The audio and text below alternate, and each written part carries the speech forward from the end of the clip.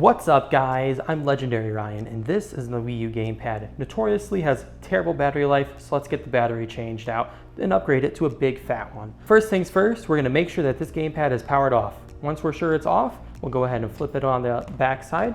We're going to go ahead and grab a screwdriver. We're going to unscrew this screw and this screw. These are the only two screws that are required for disassembly.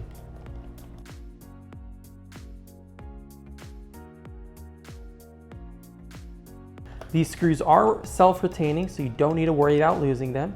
Just make sure you get them all the way unscrewed. And then this back panel will actually lift straight off. And as you can see, the screws can't come out. This is the old Wii U Gamepad battery. This is a small 1500 milliamp hour battery that on the best conditions is going to give you 3 to 4 hours of gameplay.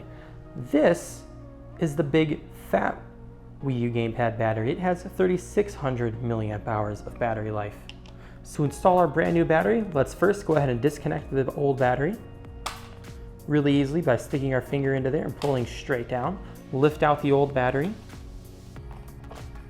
set it to the side. Let's grab our new battery and go ahead and put it into place. And now let's take our new connector, slot it in, and give it a good push. Now the battery is fully seated and in position. We can go ahead and start the reassembly. Reassembly is always the opposite of disassembly. So we'll reinsert the back door and we'll reinsert the two screws we unscrewed earlier.